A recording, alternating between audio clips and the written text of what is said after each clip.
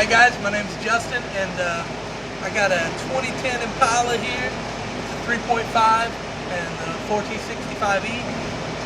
Got the transmission starting to slip, and it's pretty common in these cars. And we found a good used transmission, so I'm going to pull this whole thing out and get it swapped out and see what happens. Let's make it happen. Alright, so the first thing we're going to do, we're going to pull this hood off. So I don't myself out before I even get started. Got 4 13mm bolts holding this hood up. Hard to take this off, obviously. Get a little flathead and pry that out. Pop that off.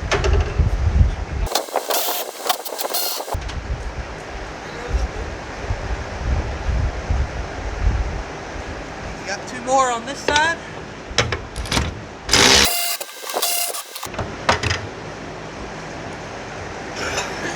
Get this bad boy out of the way.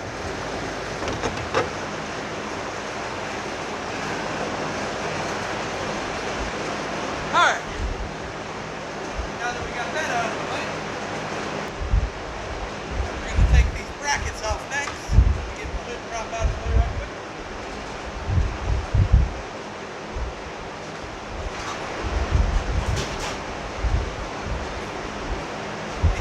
Also have 13mm, 3 of them on each bracket.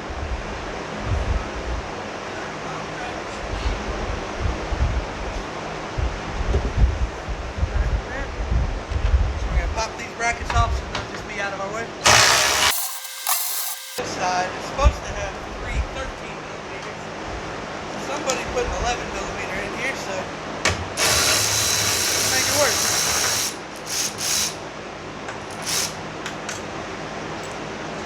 What I like to do is try to screw the bolts back in where I took them out. It makes it so much easier to figure out what bolt goes where, and that way you don't search for hours trying to find out what bolt goes where. The next thing we're going to do is grab a 10mm and a 13mm wrench, take the battery.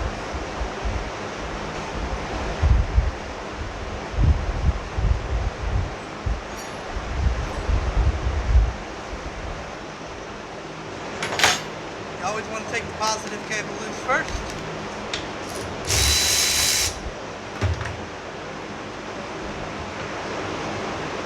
And I don't think we'll have to remove the battery from the compartment, but you definitely want to disconnect it, so you don't want to have no electrical problems.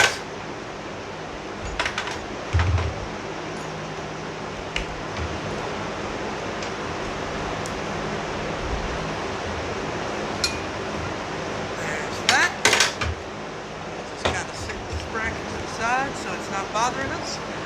Move on to this next one. If you work on cars a lot, getting the battery ratchet is the way to go.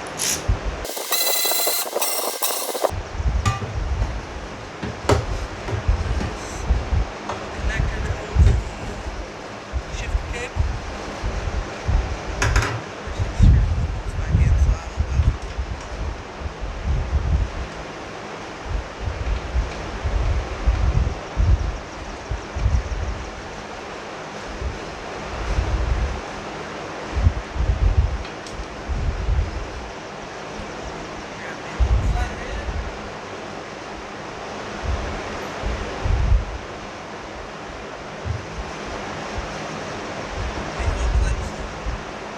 Different ones. You just gotta kind of look at it and figure out how they have it. It's pretty easy though. Set this aside. A little flathead here in case we need it again. And now, we're gonna go ahead and take these bad boys loose.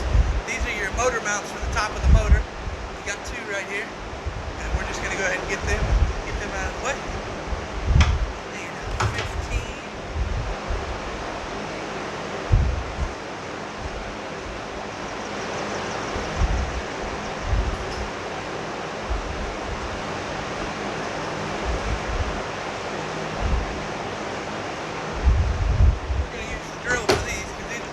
tighter than what these are 15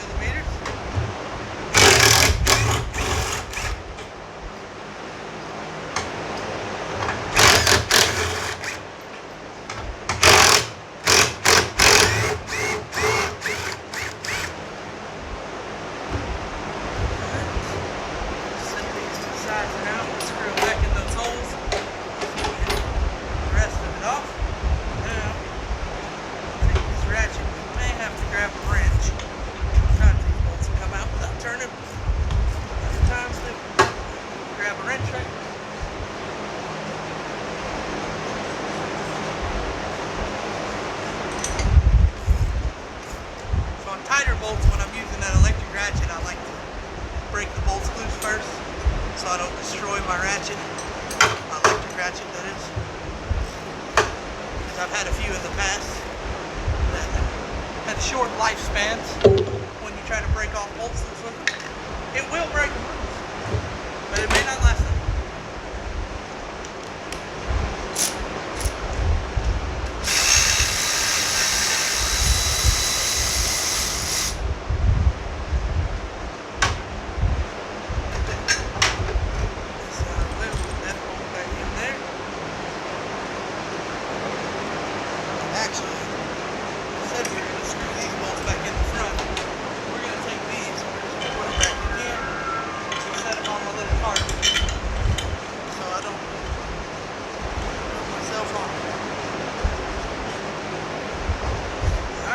Same thing with this side. These are 15 too, by the way.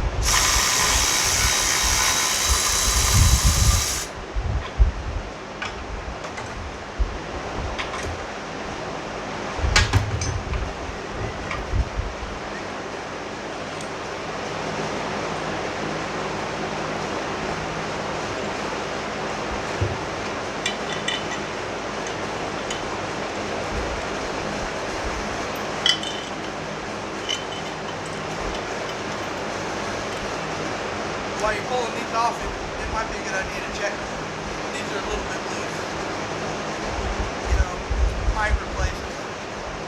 I'm trying to get by as cheap as we can on this. We'll probably let them fly because they're not broken. You see that right there?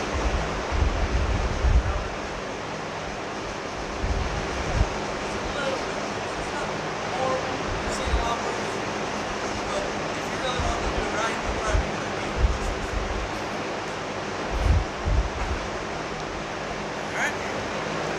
Next thing we're going to get is this air box. Unclip this bad boy and unhook the mass airflow sensor right here.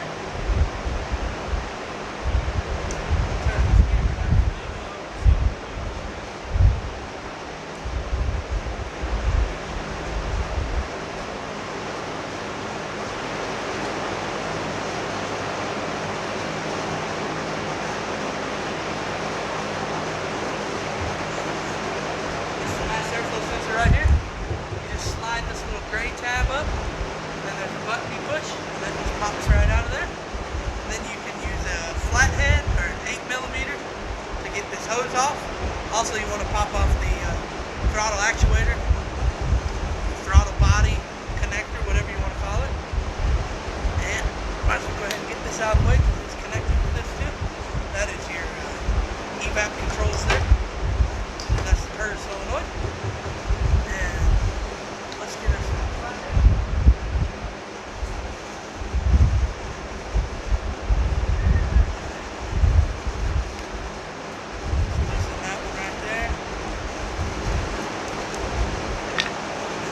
Disconnect this. Now these, I don't know if you can see this or not, but there's a little clip, you just push it in, and it pops right off. You gotta be real careful with these lines because they can break real easy. And then you just wiggle that off of there, and this part comes off.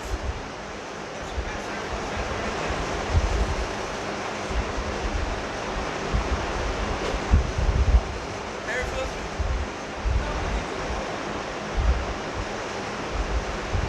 Get this out of the way. Don't think. Get out of the way. But when I go to pull this tranny out, that's with this car. If you have a lift, you know you could probably drop it out the bottom, and that's probably what the dealership calls for, probably what the service manual calls for. But I don't have a lift, so I've tried pulling them out the bottom before, and it's doable. But it's so much more trouble than it is to just pull it out the top. And I know this will come out the top because I pulled one before. So if you know you can make it out through the top and you don't have a lift, it's much better. But if you have a lift, then it's super easy to drop it from the bottom too, because then you don't have to pull the motor. We're going to pull the motor and the tranny together. That way it's much easier to separate because there's not a whole lot of clearance to get this transmission out without either going out the bottom and dropping the subframe, or pulling it both together and then separating it once it's out. Plus it's much easier getting to the transmission.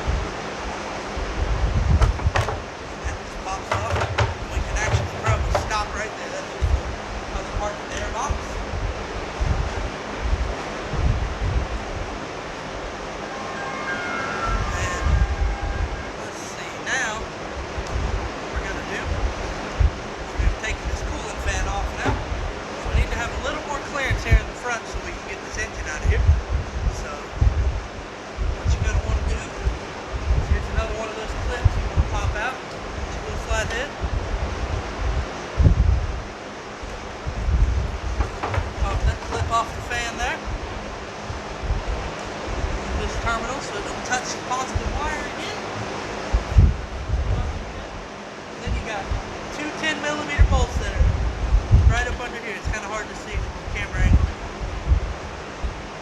In the future, recording these videos, I'm probably going to have me a little assistant. Maybe I can get my wife to help me on that one. That's another discussion for another time. So we're going to get a 10mm. Pop these bad boys off. They're just brackets that hold the fan in, and they hold the radiator in place too. It's radiator support brackets. Now remember, if I set it out with 10mm bolts, just kind of pops off there. Then you want to screw that bolt back in there, like I was saying earlier about the bolts. You can screw them back in their holes. It's better to put them there so you don't forget where they go. It's not fun having a pile of bolts and having to search for hours trying to figure out what bolt goes where. Trust me.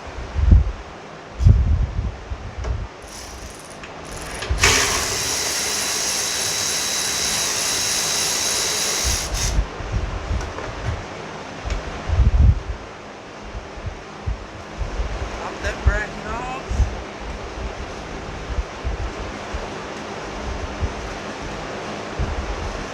Then you got two 10mm bolts. They're each on the side of the fan, one on this end and one on that end. So you're gonna pop those loose. Wire out of the way.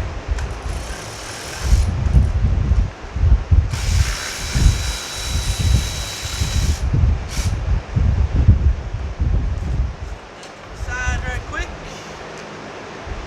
Pop this one loose.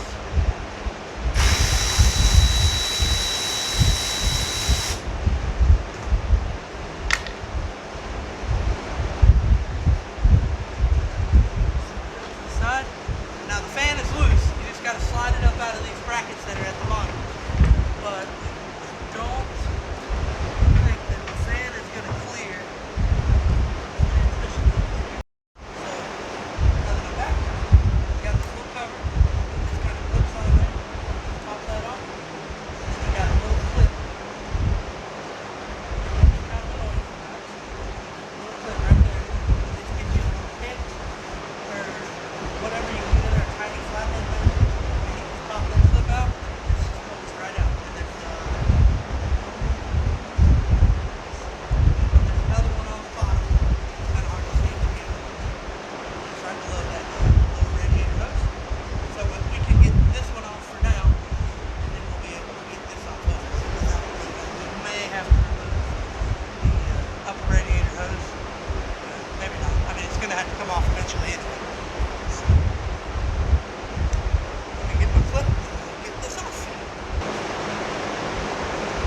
And you want to be careful when you're pulling these clips off, because when they break free sometimes, they can fly and you never see them again.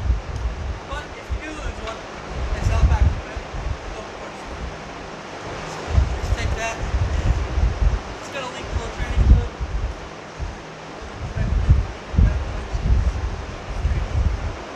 So what you want to do is get a drain pan.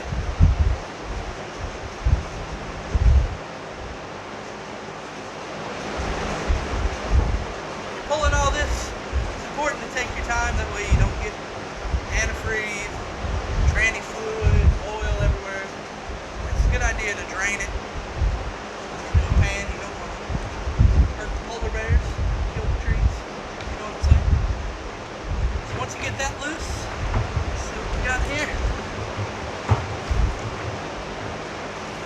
I almost forgot the most important thing.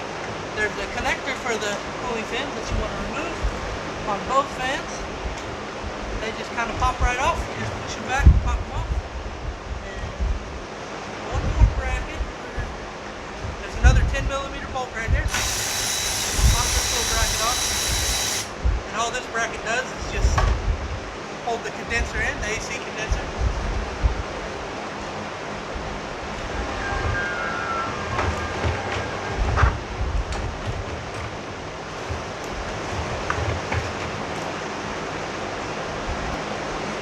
Alright, got this out of the way.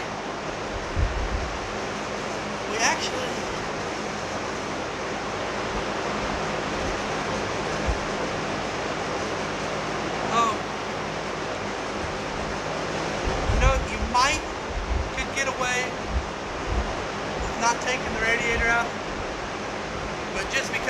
start pulling the motor and tranny, things can get a little unstable while you're up in the air, and you don't want this engine starting to swing, and it swings and damages that radiator, and then you got to spend money on a $200-something radiator.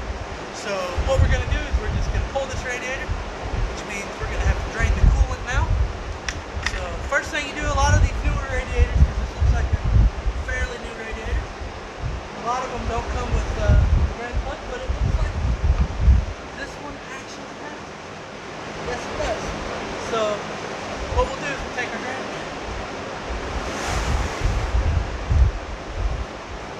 try to get it under there the best we can, and we'll loosen this. It's just like a little wing nut kinda, and you just loosen it, it'll start coming out, and it's probably, I can't see it from here, but it's probably got a little spout. Oh, it does. Definitely.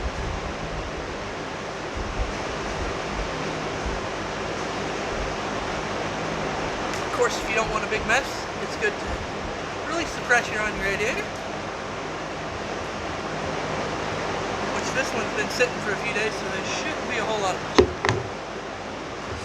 Pull this off, and you just, if there's no spout for it to drain straight down, you just want to pull this thing out slowly and let it drain, because if you pull it out too fast, it's going to leak everywhere. That's probably good enough. Screw that back in. You don't want to lose one of those. Those are kind of hard to replace. Unless you know a parts store person real well. They may let you steal one off another one. But that's very illegal and I wouldn't do it. Grab a rag here. Next thing we're going to do is take this upper radiator hose off. Right here. And take this lower radiator hose off. And then it looks like couple AC lines, and you should pop right out and grab a line.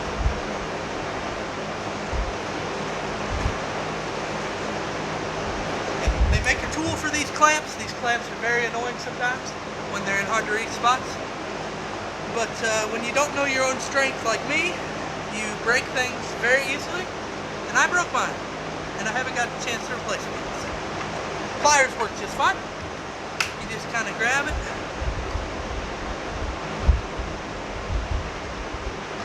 Wiggle it out till it's past where it's hooked up at. Then you can grab this hose with a pair of pliers right quick, kind of loosen it up. And that hose just gave me a telltale sign that is definitely getting replaced. Spilled a little coolant everywhere.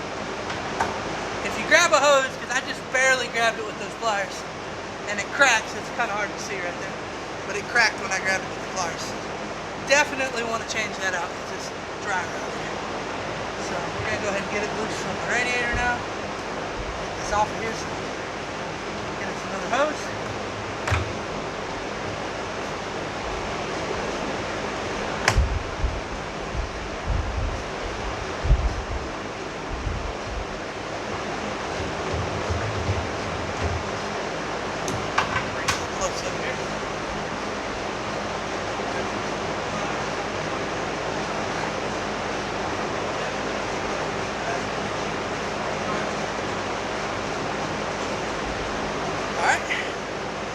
Got the lower radiator hose. Looks like quick tip. I drain the radiator, but sometimes when you take these lower hoses off, they will leak like you wouldn't believe. You think you got it all drained, but you really don't. So better to be safe than sorry. Pull the drain fan.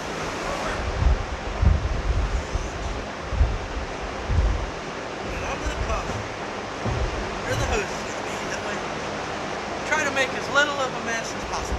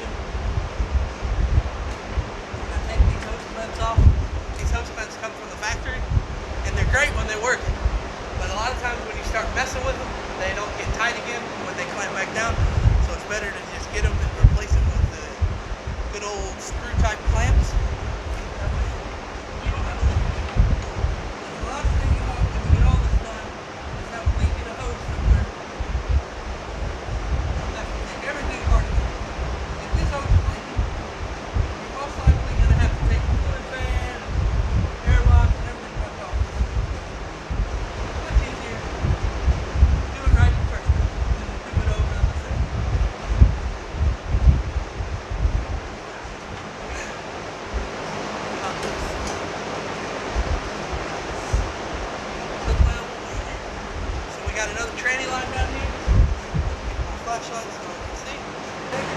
Radiator. Looks like she should just come right out of there. Probably give you a little trouble. It's a little tight in there, but just got to get at the right angle.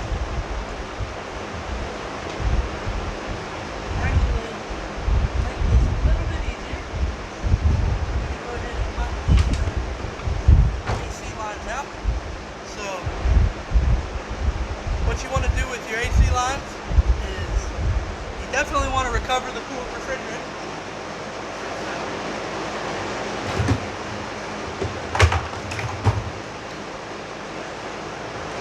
You definitely want to recover your refrigerant because it's illegal to drain it out in the atmosphere.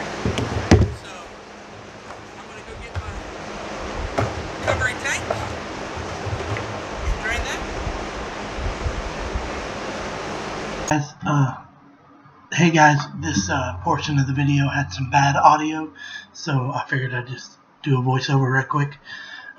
Basically, all I'm showing you is how to remove these connectors from these two computers. So basically, all you do is you push the tab in the center with one hand, and then you slide that gray bar, and it's black on the other two connectors, to the other side all the way over, and then you just wiggle those connectors out, and then you're good to go there. Then you can move that all the way out of the way.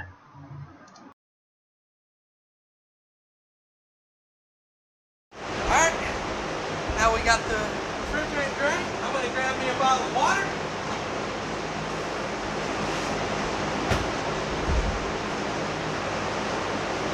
Hydration is very important.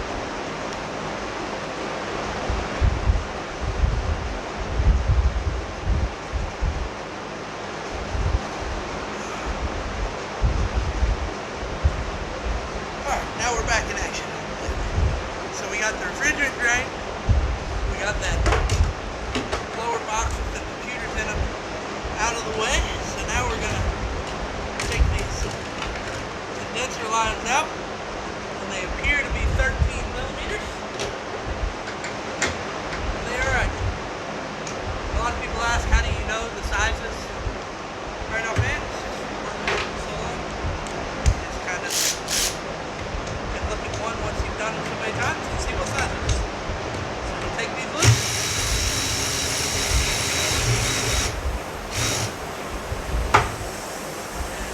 Even though you suck out all the refrigerant, there may still be a little bit left. You want to just try to recover as much as you can,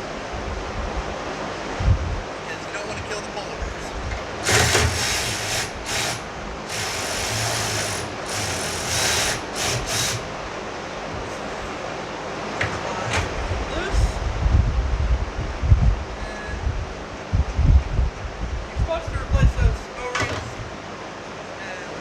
Be a bad idea if you got some extra money to spare on it and everything. We're trying to get out of this as cheap as possible. So we're just going to reuse them and pull back on it and see if it's leaking or not. If it's not leaking, then we're just going to roll with it. So we just got these little O-rings. You can get them. They're not super expensive. Like I said, we're trying to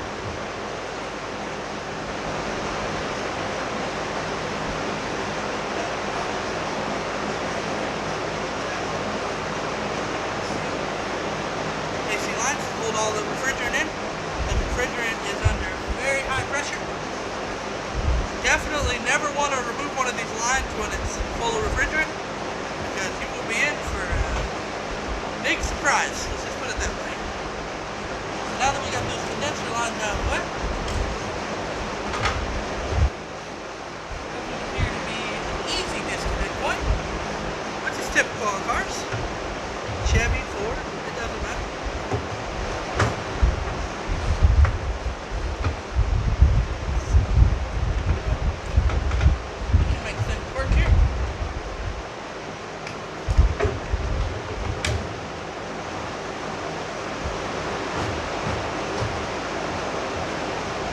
Rest of that coolant out of the radiator. And sometimes they put things in cars and you just wonder why.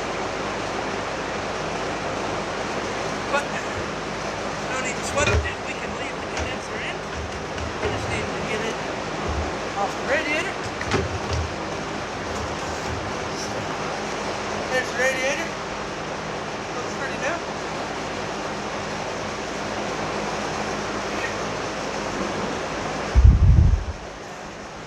We'll just take this condenser, put it back in its rightful place. That should get it away. We'll see why it will.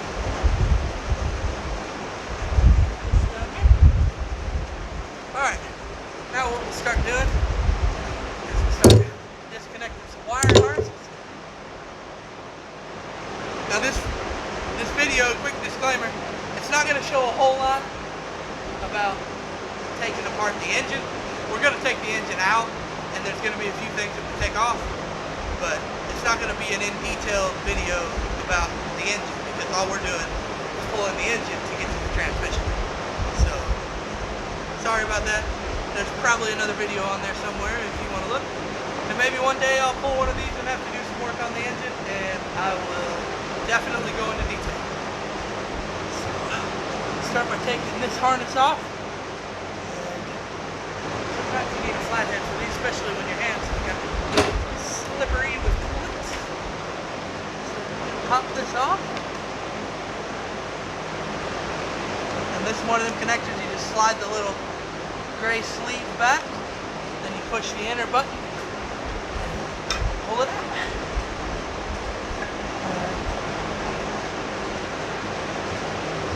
There's another connector right here, one of those little wire holders. Just pop that off. This connector goes to the fuel injectors, I'm assuming. What it looks like. It's hard to see. I'm definitely not going to pull the intake. Sorry if y'all can't see my head, but the intake's going to stay on because it's not going to be in the way. Pretty much all I'm going to have to do is probably pull the power steering pump, and that's basically about all I'll have to pull out of here, because from what I remember, this alternator, you'll have enough clearance once you pull the motor, because the motor will pull back right there. So you should have enough clearance once you tip it forward to get that out of the way. We'll just take the wires off the alternator. So yeah, all we're going to do is pull the power steering pump and pull the rest of these hoses loose and disconnect the starter, disconnect all these wire harnesses, these connectors. And there's a few connectors back here definitely want to be careful with. They're way back here in no man's land, behind the intake, down below the exhaust manifold. There's a couple down there. If you're careful and you get the motor up in the air, you can get it up in the air enough to where you can get it, but it's better just to do it under the car. That way you don't rip any connectors out. We're going to start with all these harnesses, like I said. When you get this alternator off, that is a 13. Trusty ratchet. But this is another point where you definitely wanted to have that battery disconnected, because if you make contact with any metal surface while you're doing this, sparks will fly.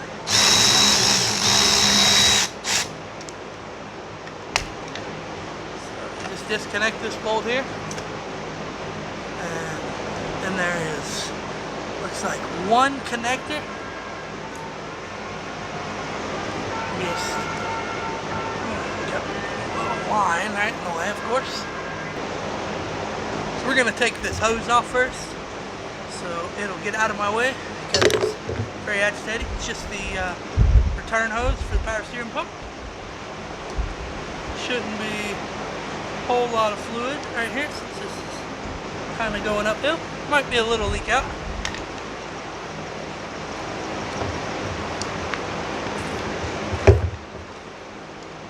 Just a little bit, not enough to really matter. So you just, that was just a little screw-on clamp. You wiggle it a little bit and it comes right off. Good. So I just removed this hose right here, and it's just a return hose, like I said. So we can kind of get it out of my way, because it's kind of very much in the way of what I'm trying to do here.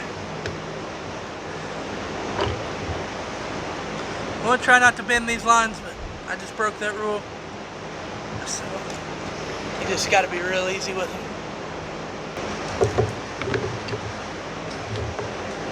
Unfortunately, on some of these connectors, you will run into this kind of problem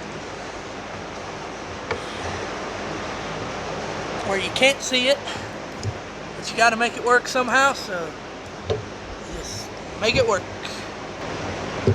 I'm going to try to get a little pair of needle nose pliers, squeeze on that a little bit. I think the connector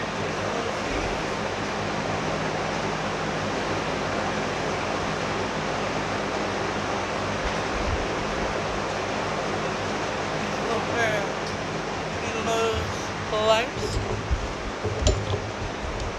You don't want to be too hard if you squeeze on one of these. They'll break very easily. But you can put a little bit of pressure on it. And it'll be okay. There we go. Just got a little bit seized. It's probably never been taken off before. That's good. There's the alternator harness connector, whatever you want to call it. Doesn't matter to me.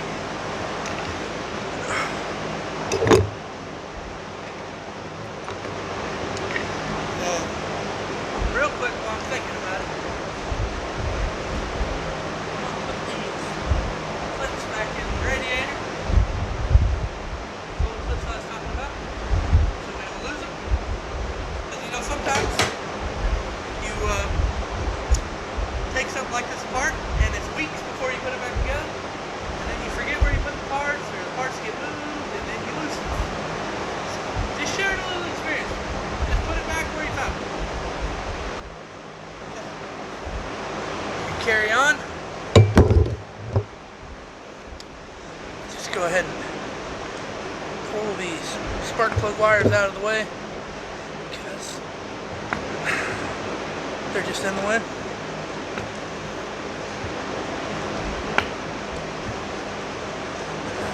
One of these connectors where you just grab your little flathead and you find the end that unclips. You just stick your flathead in there. Voila. Try not to lose the top part. Just clip it back on there, so we're going to put it back together. There it is. And there's two more that do the same thing. We're just going to leave this one because it's just not even hooked to anything. We'll unhook this other one.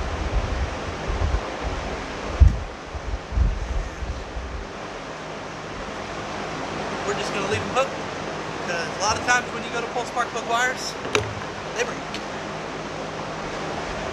So pull the other three, get them out of my way so I can see what's going on back here. You should have one connector for this coil.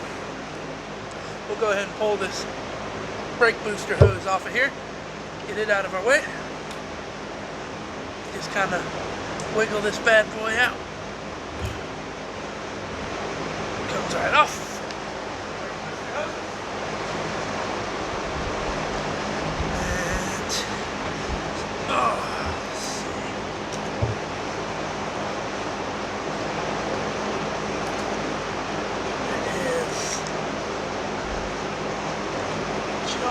Wires right here. Goes down past these spark plug wires. Not sure exactly where. Can't see right away, but I will tell you if I find out.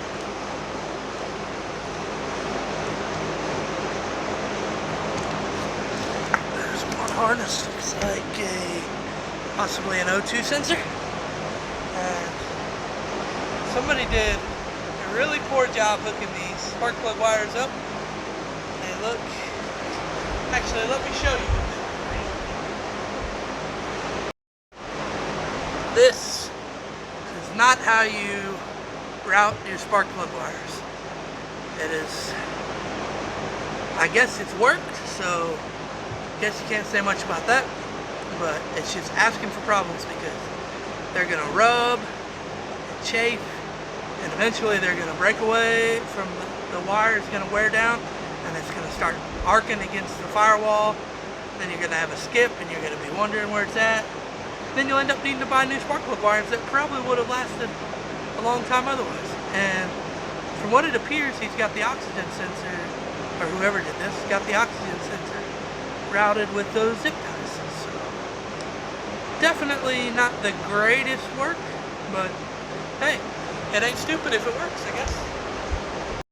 So now that I showed you all that, let's keep going. So we got that oxygen sensor wire taken loose. And I didn't add that he's got the shifter cable routed with the spark plug wires too. He or she, I'm going to screw.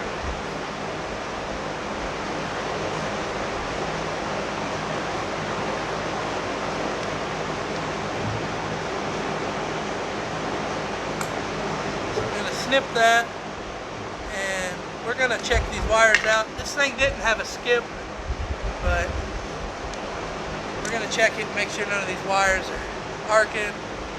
And I may even check and make sure that these are the right wires, because all this slack is telling me it might not be correct wires, because there's really not a whole lot of room back here to put all this wire. It's possible somebody had another set of wires and maybe put them in there. I don't know. It could be the right set. They just didn't route it right. Another quick water break. Hydration, very important.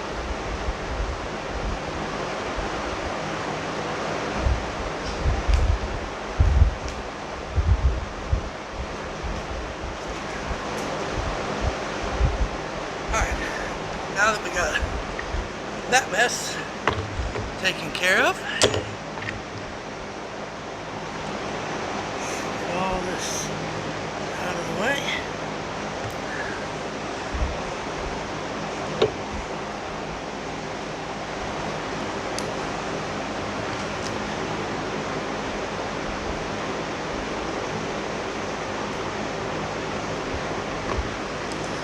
Just leave that in there. So there's the connector. And I promise as I do these videos that my videos will get better, hopefully. Like I said, I may have to enlist my wife to be my assistant from time to time, to kind of help me out. We'll see how that goes though. Have to work out a contract with her. Right there. So you just want to move these wires kind of out of the way, and we'll go ahead and take this little overflow hose off of the coolant inlet.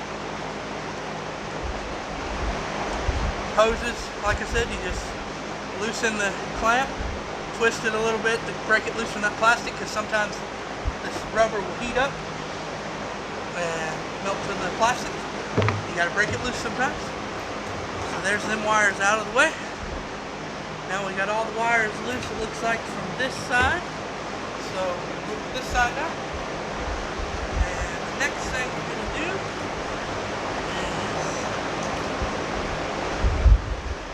that wire goes down to the starter. We're going to do that probably underneath the car.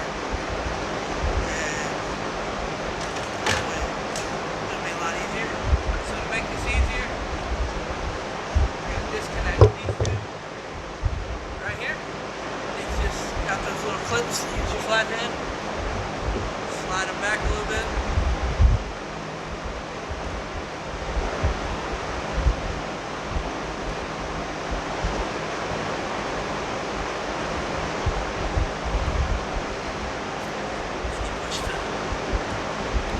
Push the black part in the middle. Sometimes they can be a little aggravating.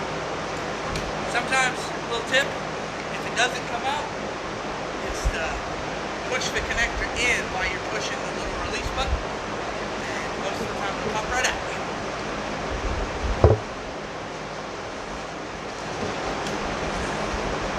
There we go. Sometimes they're old, they get a little seized, so we got a little 10mm bolt right here. It is, well, it's pulled off a little bit because the storm is coming.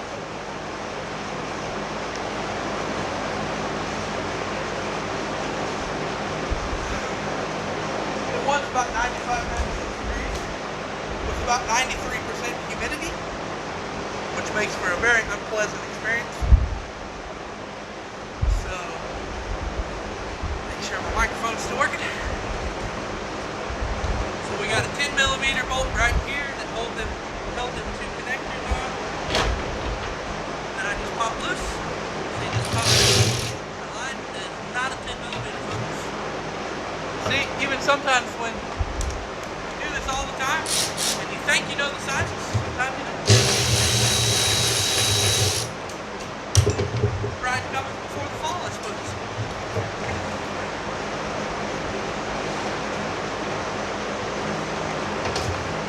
Connector there just pops off. We got one more disconnected down here. It's just like the connectors that were in the airbox. So you just push the large part in and you blow this little slide over. That wiggles right up. We got AC high pressure cutoff switch. Then you got the main connector for the transmission right here. This, you just squeeze on both sides, pulls right out. You got a little connector right here that you probably just gonna have to snip because it's like a zip tie. Snip it.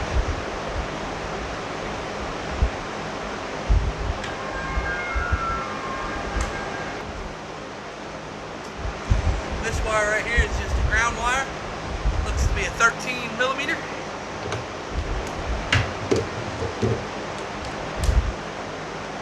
Just pop that loose.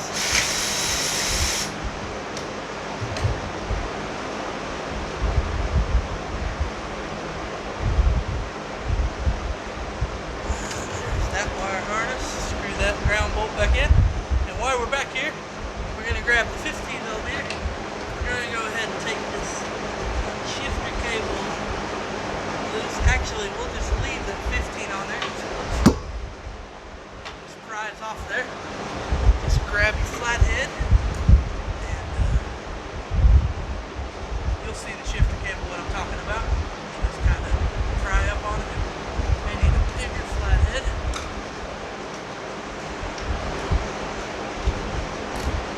There you go. Popped right loose.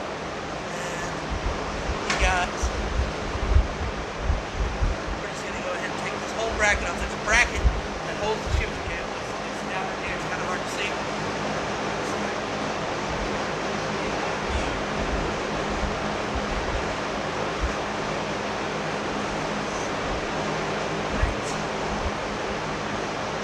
I don't know if you can see that or not. But it is this bracket right here. Where my finger's pointed up. There's two 13mm bolts. That'll pop the shifter cable off.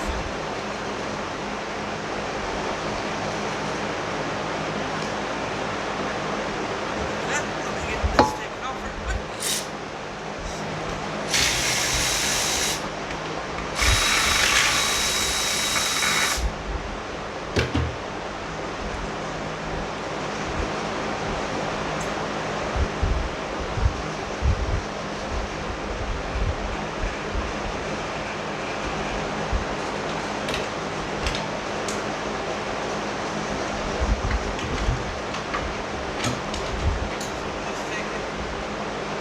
Now that we got the shifter cable off, we got this wire harness out of the way.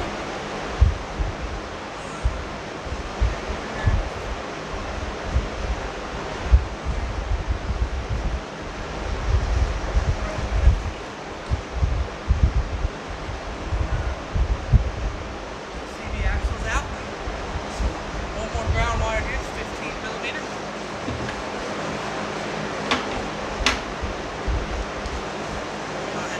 Back in, so don't forget where they came from. And even if you think you'll remember where every bolt went, just trust me, you won't.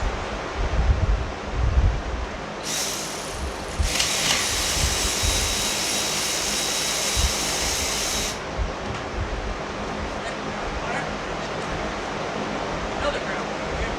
So make sure to put all these ground wires. You'll give yourself a lot of problems there.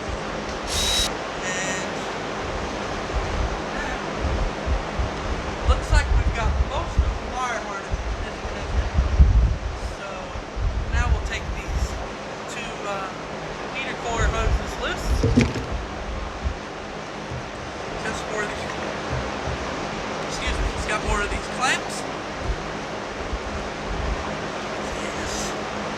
pop those loose.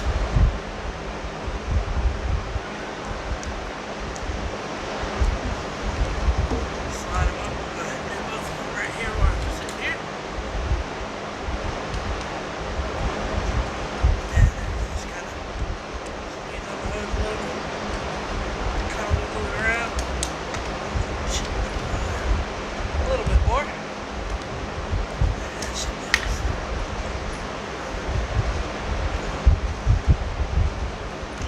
Pull that out, it'll leak a little bit of coolant. Shouldn't be much if you have your own system, right?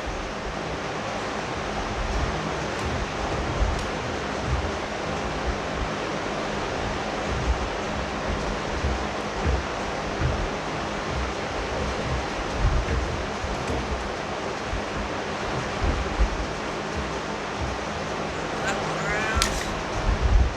That out too.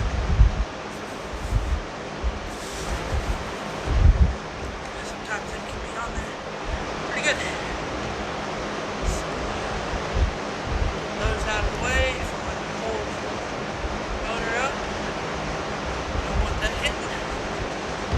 So there's that.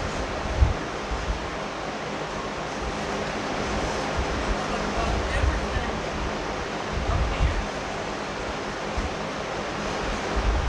I can think of, except for the power steering pump over here. So I guess that is what we will attack next. So, ready to get this out, and then it'll probably be time for me to call it a day. It is July 3rd, 2019, and tomorrow is July 4th, and I am off. So, happy Independence Day to everybody.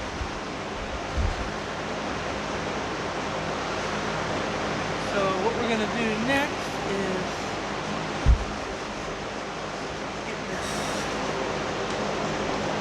belt off. They always make these very fun to get to. The easiest way to give you some more space is to pull this coolant reservoir off. It's just two little 10mm bolts. So just gonna pop that loose. It's empty anyway, so shouldn't be any problems there.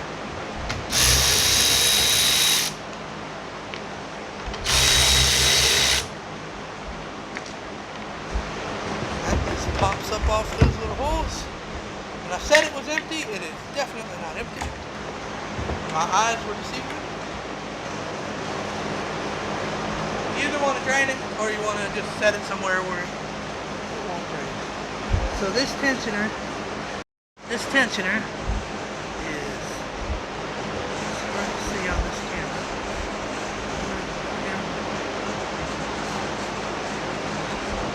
So the tensioner, this part right down there. It's kind of hard to see. But all you do is you take a, sometimes they're 1/2" ratchet. This one looks like it's a 3/8. So you take a 3/8 ratchet, there's a little square cut into the bracket, and you just turn it either which way, whichever way gets it loose, and pop the belt off. Alright, so I'm going to pull that belt off real quick. And it's good to use they have a tool, I use it sometimes if it's really hard to get off, but it's good to have a long handled ratchet, something like this, or a breaker bar. That way you can have some leverage on this, because these things are kind of tight sometimes. Looks like this one will go right, so it'll be like you tighten in a bolt. Just pull on it, get the right leverage, pop it off one of the pulleys, you're done.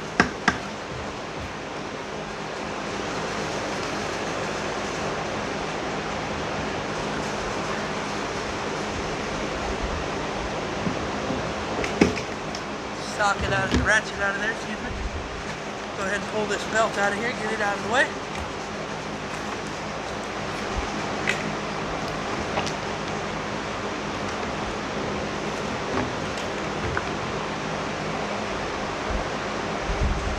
Belt looks pretty good. Now, we are going to get I believe there's 3 10mm bolts if I'm not mistaken. 2010s that hold the power steering pump in. And we're not gonna disconnect the line from the power steering pump. We're just gonna take these bolts out and set this power steering pump to the side.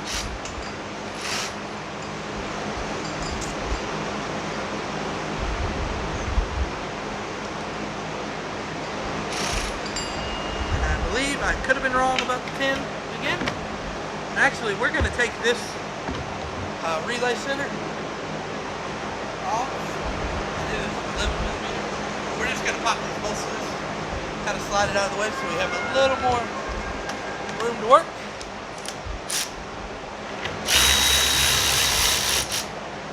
And like I said with all the other bolts, put them back when you're done. That way you know where they're at. I know I sound like a broken record, but I can't tell you how many times that I didn't put the bolts back, and I ended up either having to buy new bolts or spend hours figuring out what bolt went where. And if you're trying to make money on this job, which I am, then you don't want to waste time.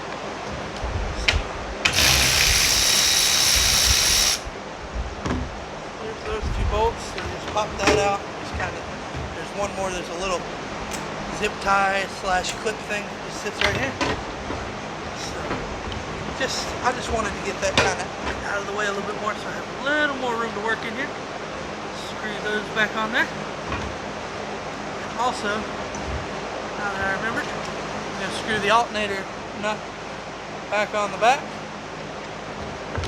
I think the bolts might be 13, excuse me.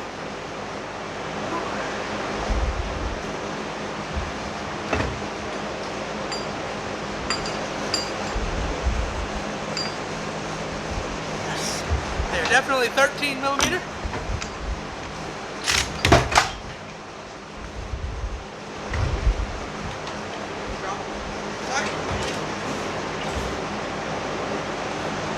Surprised that's the first time it happened, but it does happen.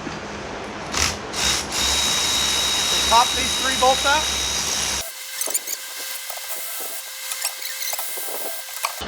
So this just slides out. Kind of nice and easy. Get it up out of this hole. Set it over here out of the way. I don't want to set it up to where it doesn't leak, or put something in that hole so it doesn't spew out if it does leak. So we're going to need all that clearance. So that's all that right there. Looks like everything up top is done except for one thing, the fuel. So we're gonna pop this fuel on loose.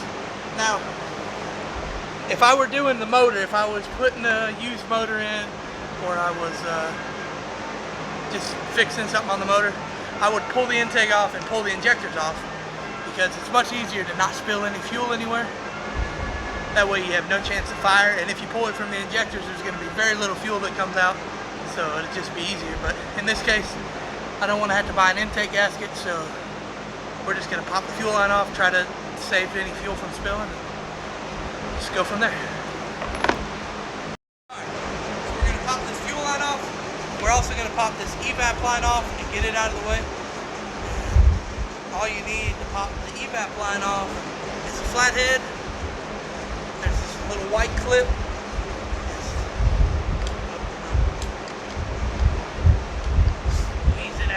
Actually the flathead did kind of in the way.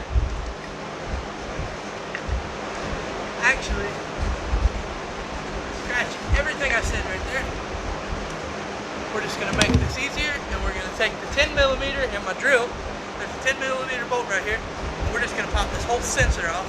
That way we don't risk breaking, because sometimes these little plastic hoses, when they've been on this car a long time, and you know this is a 2010, so they've been on here for almost 10 years,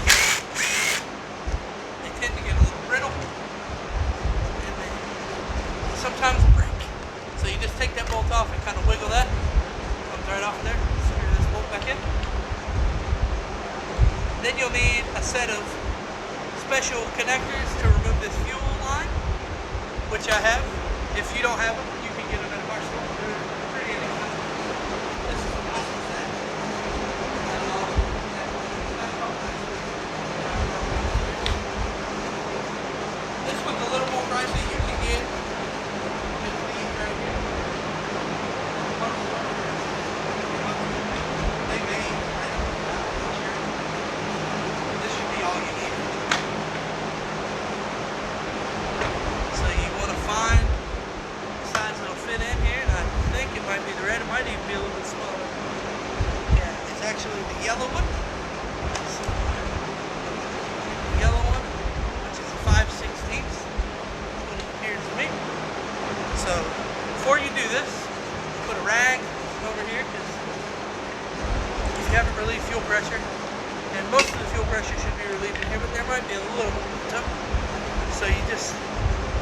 push up on this one, and you'll kind of feel it click when you push it. I just felt the click right there. Then you just kind of work it around.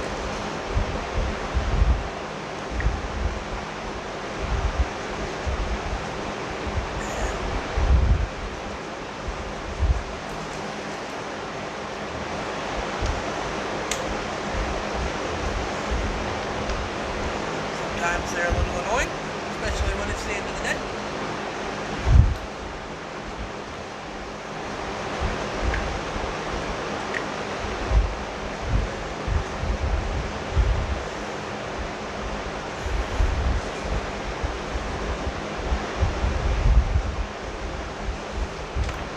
There we go.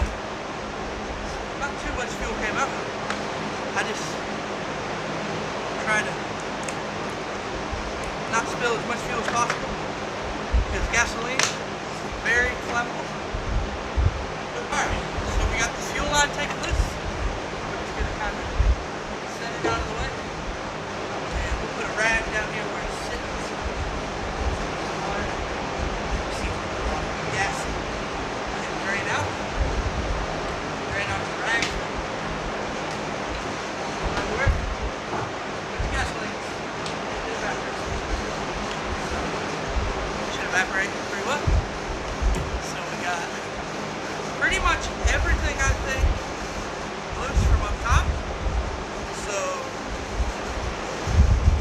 what we'll do next is, well, what I'm doing next is going home for a weekend, well, until Saturday, and I'll be back to do the rest of this, get the rest of it pulled. So what we have left is get rid of this lower radiator hose that's still hooked up to the engine.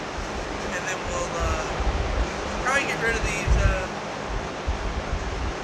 AC lines so we don't bend them or break them. They're hooked to the compressor. And then we'll jack the car up, get the tires off, pull the CV axles out, and any other connectors on the side that I missed. And then you have one transmission mount over on this side, and you have one engine mount on that side. And then you have the exhaust manifold. This is the exhaust manifold. You have the exhaust pipe that hooks to the exhaust manifold. There's a flange back there. And you'll have to take those, I think those are 15mm bolts. So you take those loose and pop that exhaust off. And like I said, make sure you got all your wires off to disconnect the starter. And then you just hook the chain. We're going to hook the chain right here and right here. We're going to make some magic happen in Boulders. Happy 4th, everybody. Have a good weekend. And we will see you Saturday. Alright guys, this part of the video, the microphone wasn't working, so basically all I did was, I already had everything loose up top, so I just took the lower radiator hose off of the engine block. I already had it off of the radiator, obviously, because the radiator's not there. And then I took the AC compressor lines off of the AC compressor. It was just a 13mm nut right in the middle of them, and I got those out of the way. And then there was the oil pressure sensor that I had to pop off, and there was another sensor, I believe it was the knock sensor, and I got that loose. And then there was a couple more grounds to take loose underneath, or right there in the front, kind of where you see me working. And that was pretty much it on this part of the video that had no audio. So we will get back to the normal video. My end, I noticed the sound was a little low in some spots where I was bent over the car. I was trying to do without having the microphone attached to me, because it's not very uncomfortable, but I don't like things clipped to me. But I got it clipped to me now, so I hope you can hear me wonderfully. Hopefully that should take care of most of our sound issues. But I will adjust as we go on. Like I said, this is my first video that I've ever done. Hopefully, I hope to do more. And hopefully, people will subscribe, follow me, If not, that's okay too. If nothing else, at least I got videos of me taking stuff apart. That way, in case I forget where I'd put something, I can go back on the video and look.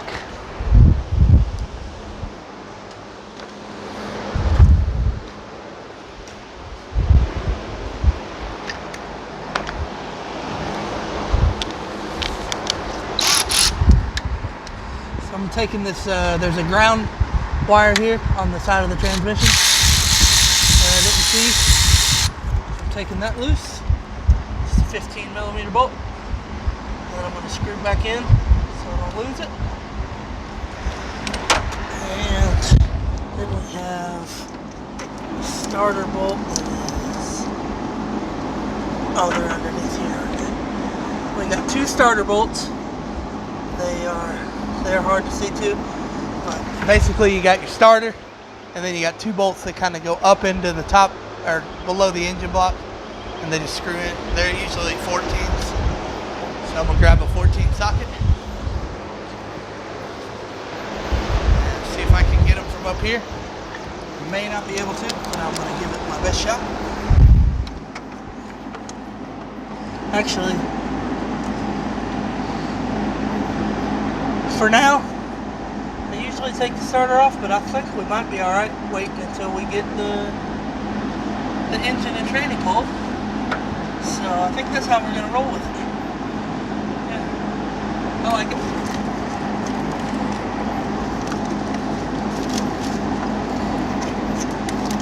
So we got everything disconnected from up top from what it looks like. Got one wire running down here underneath the tranny somewhere. It's probably some kind of speed sensor, governor or something. So we'll look at that once we get these tires off. I am going to get this car up in the air, and then we'll pop the tires off and get the CV axles out and get the rest of everything disconnected underneath. I'll be right back. Alright guys, I got the car up and on the safety stands. So we're going to pop this tire off now and get this side of the CV axle off. And we're going to go ahead and loosen the motor mount, or excuse me, transmission mount. And then we're going to disconnect that one wire that I said was underneath the transmission. And then we're going to go to the other side, take the other tire off of the CV axle, and pop the motor mount loose over there. And we're going to hook a chain to this thing and get this thing out of here. Alright, it's a 19 millimeter on this tire. Tires are pretty straightforward. There's really nothing to explain. You just pop them off. If you don't know how to change a tire, probably shouldn't be trying to take the engine and transmission. Just saying. Got to pop these little plastic lug nuts off so you can get the hubcap off.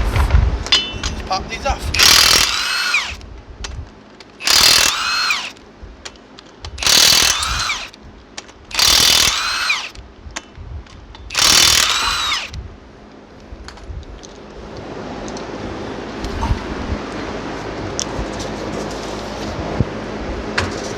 Alright, now what we're going to have to do is get a 21 millimeter, I think, for this. We can go ahead and pop the tie rod off. It's right here. You just 19 millimeter. There's a nut underneath, and you loosen that nut. And then what you want to do is you want to hit right around this area, right where the stud goes into the spindle. You just want to tap it, and it really loosens because that thing's at an angle, and the way it sits in there, when you hit this, it's going to try to pop this loose. Because if you go to hit on the studs down here, or the stud, you're going to destroy those threads, and then you're going to have to get a new tire on. So all you do is you just give it a couple good whacks, and then once you get it loose there, it just pops out. There you go. There's that. So now I'm going to get a 21 right quick. Just going to keep the camera in my hand for a second. Here's my toolbox. Ignore the mess. When you work all the time, that's what your toolbox looks like. So loosen these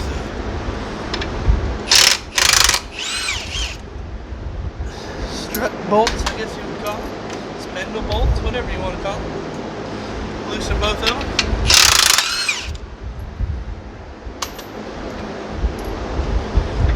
Just kind of, you can kind of tap on these. You're not going to really hurt these as long as you don't hit the threads.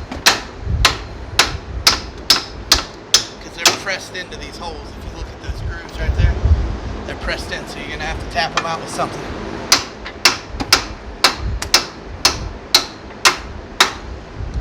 Alright, now we need a nut to get this spindle bolt loose, and we may or may not have to take the caliper off. We're going to see. I'm going to try to avoid it if I can.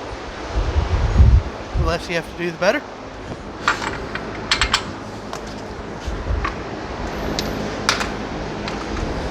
Just pop this spindle loose, or spindle, excuse me, CV axle bolt loose.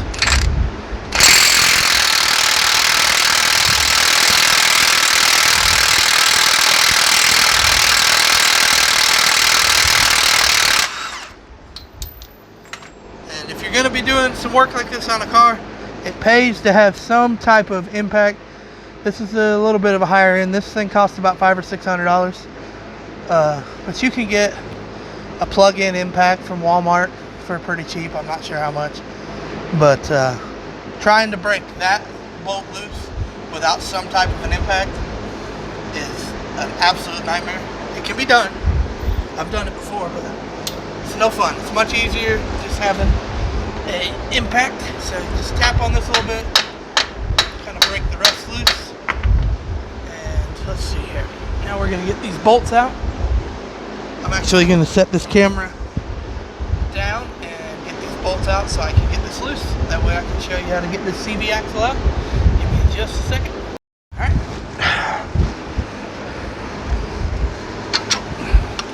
Get these two bolts out. Set them to the side. And this will come out, and it looks like we're going to be okay. Not moving the brake line. There's not a whole lot of pressure on it, so I'm not really worried about it. So you just tap on that. This one came out really easy. That is phenomenal. And you just want to pop this thing and get it out of the spindle. I really don't like the way that brake line looks.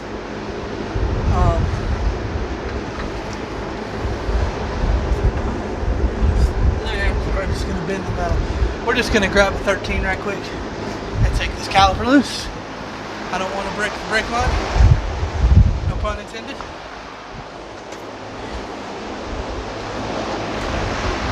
I like to ratchet. Make quick work of this. So the caliper just has two 13mm bolts. Then you may need a pry bar to get it off the rotor.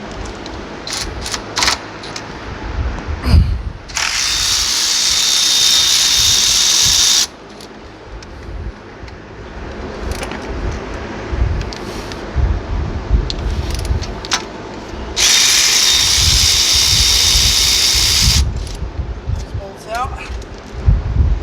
So don't look like we're going to need a pry bar. Want to hang this up somewhere. You want to try to protect that rubber line as much as you can, but if it starts leaking from it just hanging right there, in my experience, it has a leak, and it's going to leak at some point if it's not leaking. This line, I mean, it's old, it's probably the original line, but it's not weather rotted or anything like that. It's what it looks like. So it's probably fine. And that CV axle just pops out of there like that.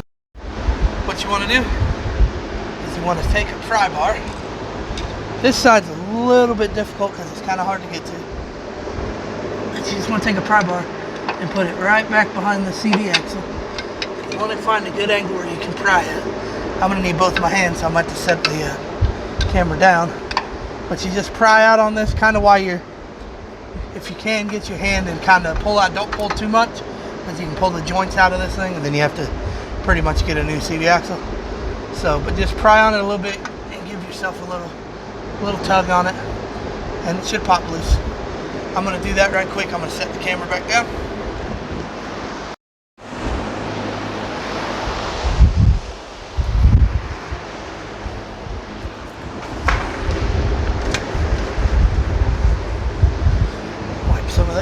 off so I don't get my knee soaked. Sometimes they make these things easy to get off, other times they do not.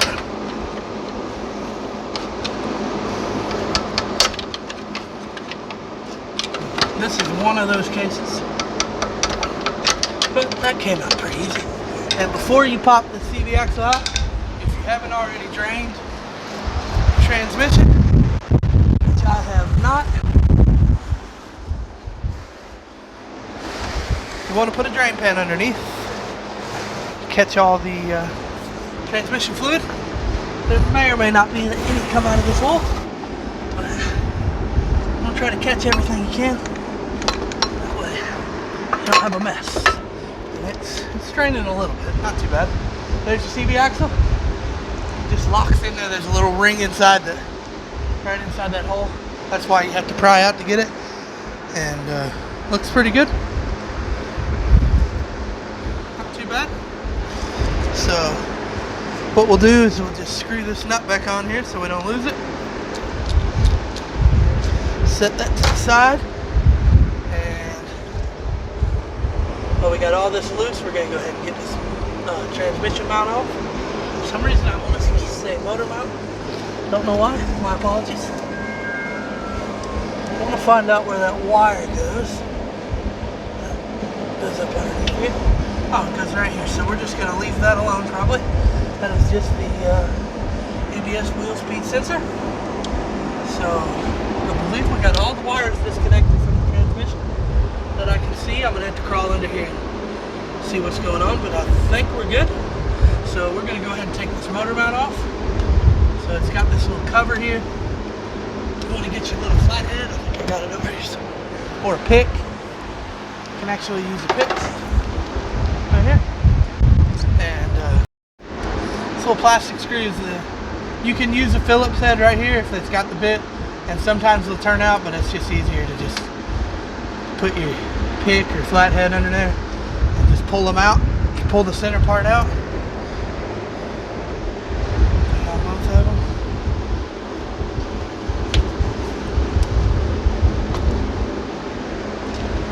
That one has already came off. I think there actually might be one more over in the corner there. But that is actually all we're going to have to take off, because I can get to those bolts just like that. So I try to put these back in their holes if you can. I'm going to set the camera down. Transmission mount.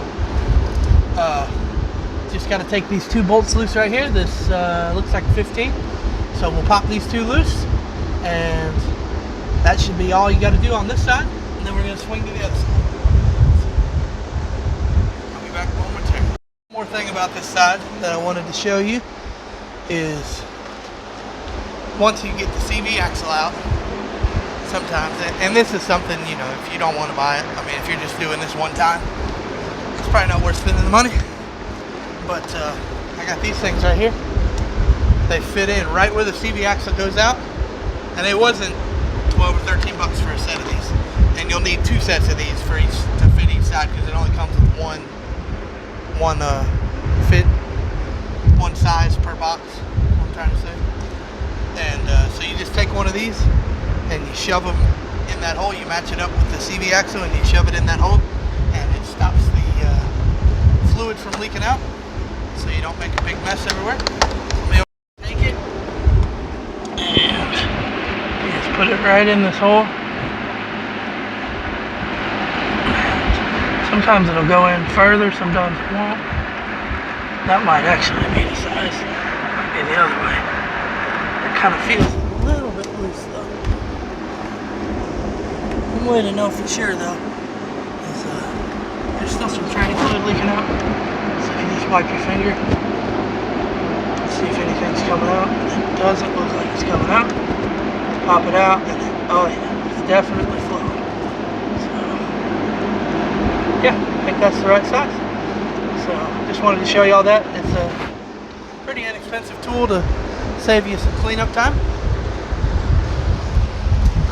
So put these up. Let me get everything switched. We got those bolts loose, so this side is good to go.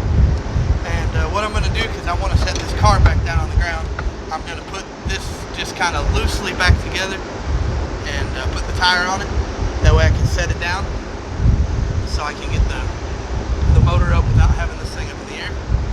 So I'm going to put all this back together, and then I'm going to go to the other side and I'll show you how to do it too. So the only difference with this side and the CV axles is a couple things. First, I'm going to have to need a new CV axle. I went and took this loose. It was already broken. The whole thing's coming out of the joint right there. And this has already been replaced. It's probably some kind of cheap parts store CV axle. It does happen though. I got that CV axle out. Took a little work. I got some of these special tools. I'll probably borrow work eventually. But I got these. These are made for CV axles. You just put them down in between, kind of right in this area when it's hooked in, and you just kind of push out. Comes out really easy. So now all we got left under here is, I think, one more connector, and then the exhaust bolts and this motor mount right here. It's kind of hard to see, but it's right here. There's two bolts right up underneath here, 15 millimeter. Pop them bad boys out, and then I'll try to get a video underneath of the exhaust manifold.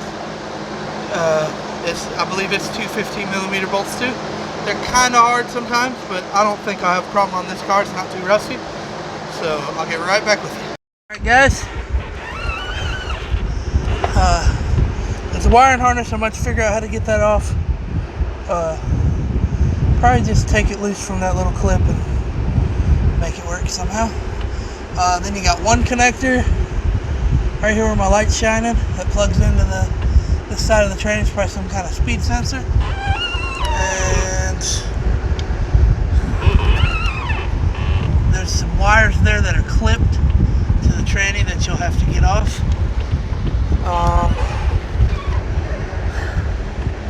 Looks like all of the connectors on the tranny after that. And then here's the exhaust manifold. It's not super hard to get to, but it can be a pain. The bolts are up. Trying to get you a good view here. Bolts are up there. Alright, I couldn't get you a good view of those exhaust bolts, and my battery is about to die on my phone, but there is one right there. And there's some more connectors up here, just a couple. I'm gonna get that loose. And there's a couple more connectors down at the tranny I'll get loose. And then I'll be back up top and we'll chain this bad boy up and pull it out of here. All right guys, I'm back. I ended up getting the exhaust loose finally. It took me a little longer than I thought it would. If you got an impact like I do that I use to get these tires off and everything, it'd be much easier to use something that strong, because breaking them free with the ratchet would be very difficult. It's doable, but you have to use a lot of extensions and you lose a lot of your torque that way. So it's better to have something that has some serious torque. So I got everything we got. There's a couple connectors that I couldn't quite get to with everything in the way. Sorry, I had a phone call there. So I got enough slack in them, I think, so I'm gonna just lift the motor up really slow and see if I can just get it past it, get it high up enough to where I can get to it and get them disconnected. So I got my chain hooked up right here. Let me hook this other side up right quick. Get my engine hoist over here. Chain the engine up just about any way you want to, as long as you use these mounting points. You want to try to use something that's going to hold up pretty well, because you got to lift this thing as high as you can get it to get it out of this car. So you want to try to use a heavy chain, or, you know, I don't, condone it, but I have done it when you need to. I've used the seatbelt out of a car if I was ever in a junkyard. They hold up pretty good, just steer clear of them. So I got the chain hooked up at the two mounting points, and we're gonna get my hoist over here and get this bad boy out of here. Here's my hoist. It's pretty basic engine hoist. Try not to make a bunch of noise while you're making a video. But you slide it up under there, and it's a little higher end than your basic one you buy at the parts store. It's got better wheels and stuff, but it's pretty much simple. These aren't super expensive, just very necessary to have if you want to pull this motor. And this thing is not high enough. It's not letting my jack go up under there.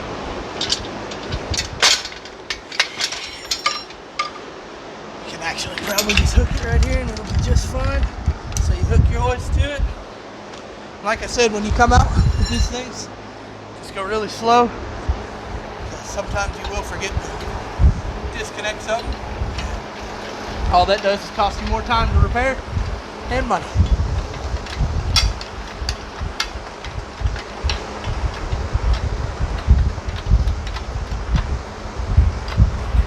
Like I said, once you get it up in the air, you'll be able to get this thing straight.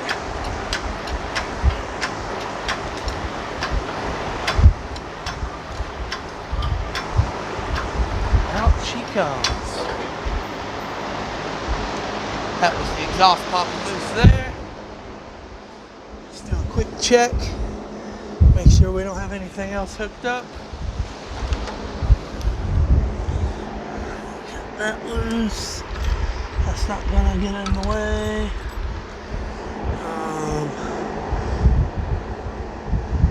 Okay, so there's those connectors. I think we can still go up a little bit more. So I'm gonna go up as far as I think I can, so I can get my hands under there. Sometimes, I'm a pretty big guy. Sometimes it really pays to be smaller, because you can get your hands in places that I can't. But then there's sometimes where you have to have some muscle, and that's where I excel at. So we got this thing as far up as I'm probably going to take it without taking these connectors off. Just for a simple fact, I don't want to break nothing. So twist this thing back around so I can get my hand down in here. These connectors, you're just going to have a feel for them. They got these heat shields on them, so kind of tough to get to.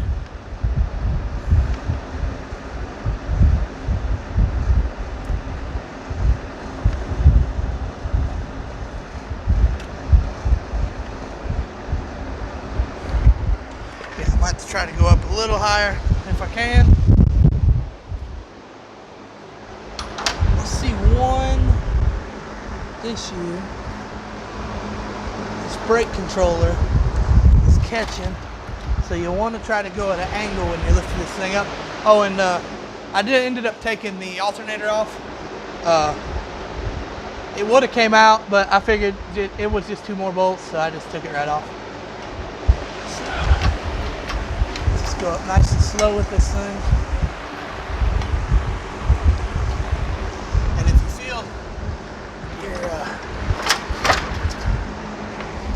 you feel your jack start to get in a little bind, that's when you want to stop, because that's what means when it's hitting something.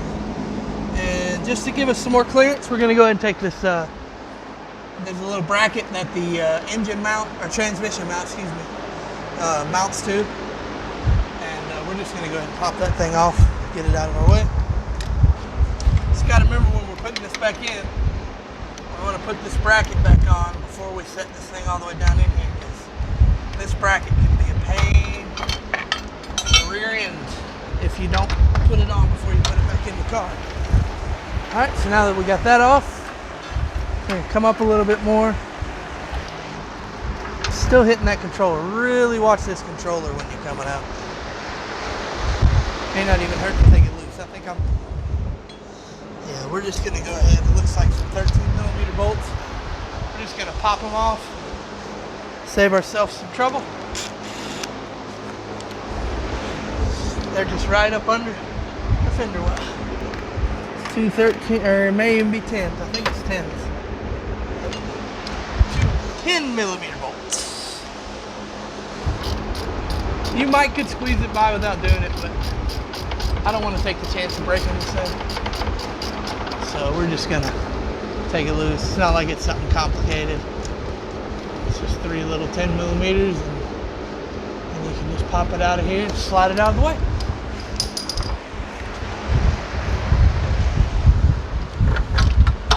That way, you got a little movement here. It's not going to be completely out of the way, but at least it'll move. Because if it don't move and you try to pull everything out, you're going to break something on it. And I'm really not feeling that. Sorry guys for some technical difficulties. I recorded the last few minutes, but some reason it did not save it. So basically all I did was I hooked that chain up right here, and I got the engine up in the air in the tranny, and I realized that the ignition coil got in the way, so I took it off. It was just 4 10 bolts, 10 millimeters, excuse me, and then I had to loosen the bolts, or take the bolts out of the ABS motor, and so it would be a little bit loose so I could get everything by it. And then I had 3 more connectors on the passenger side over here, the electric water pump, the knock sensors, and I think a temperature sensor. I'm not quite sure, but anyway, I got those off. Those were a little difficult. They had some heat tape on them. You just kind of peel that heat tape back so you can get the connector off. And then I got all those wires out of the way, and I think that's all y'all missed. So hopefully that's everything that I did in that other video. I'll try not to have that technical difficulty again. So I got everything loose, and now we are ready to get this bad boy out of here. Just when you take this out, just go really slow, so if something binds up, you don't break it.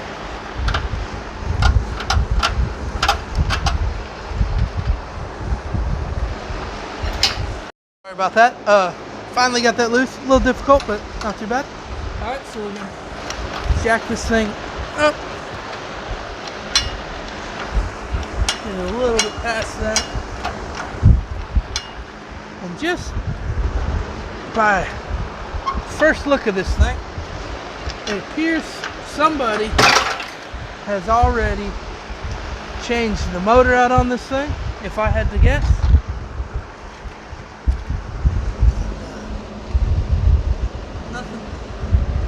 Nothing broke there. That was a little pop. I wasn't expecting that, but appears all is good.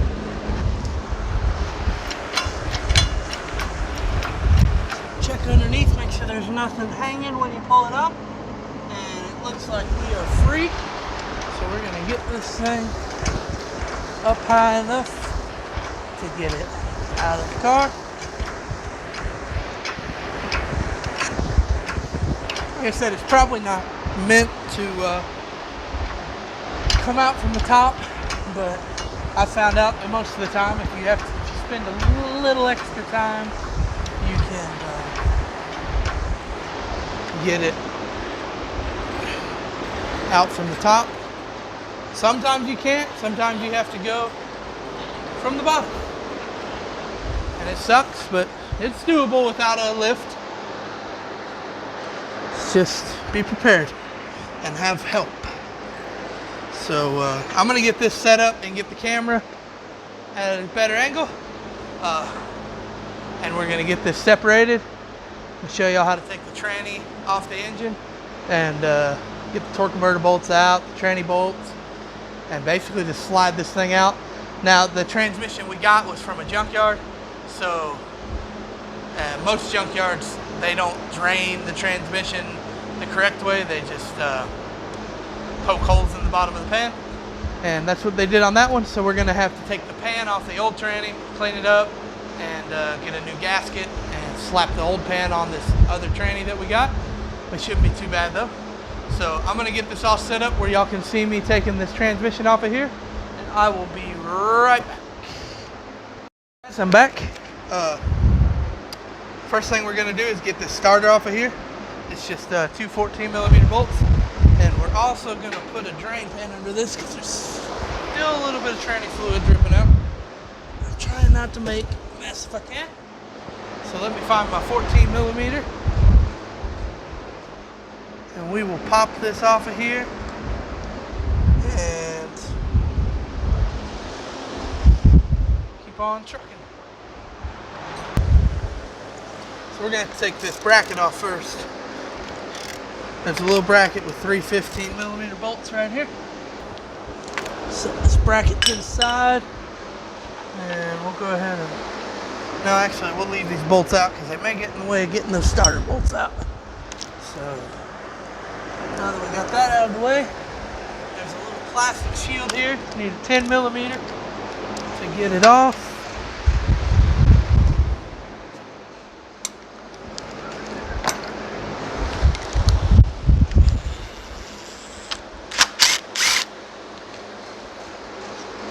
Set that to the side, and we will put this screw back in here so I don't lose it.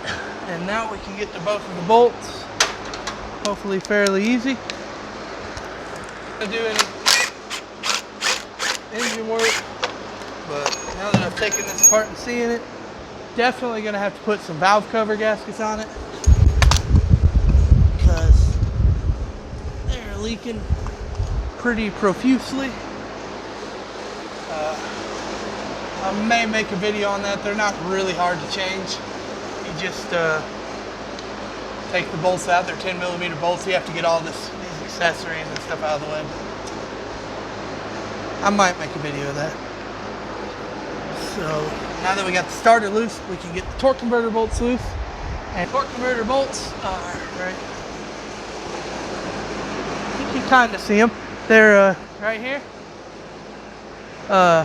They look like 18s, I believe. You grab an 18 millimeter. See if I was right. And since this is a General Motors, one of the best things about it is there's only 3 torque converter bolts.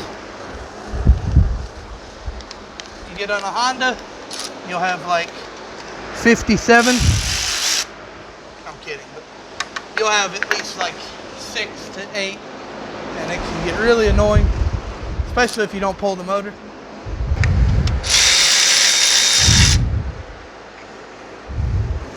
And when you go put these torque converter bolts back on, you'll want to put some Loctite on them.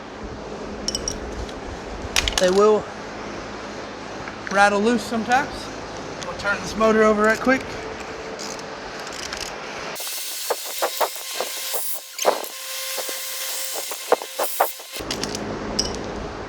There's the third one. You always want to make sure you got them all loose. Just put your finger in here, spin the torque converter around. So now that we got that loose, there's 2 bolts on the front that hold this transmission in. I don't know if you can quite see it on there. Okay. There's 1 bolt here and 1 bolt here, right on the front, kind of right where the CV axle goes in. They are 15 millimeters, so we're going to break them loose right quick.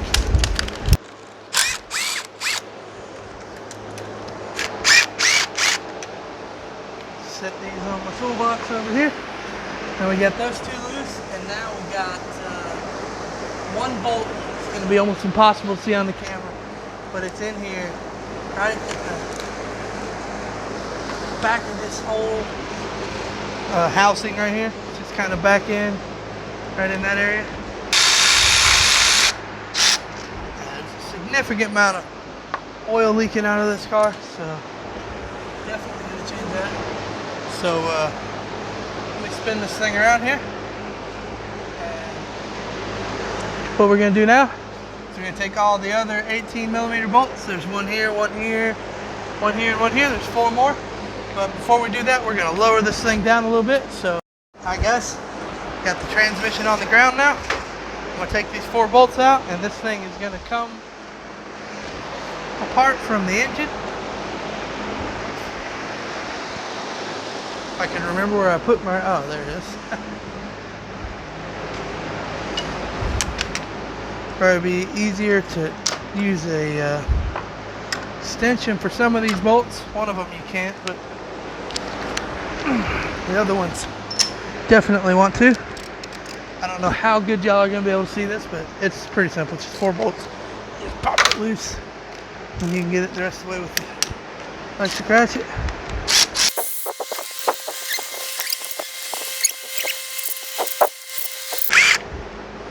All right, now all of them are loose. Come out on the way. Lose them.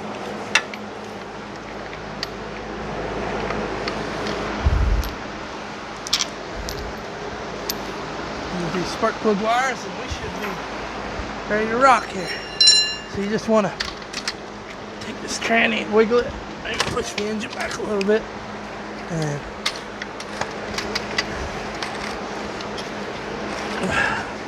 we'll jack the motor up a little bit, and should be out of there.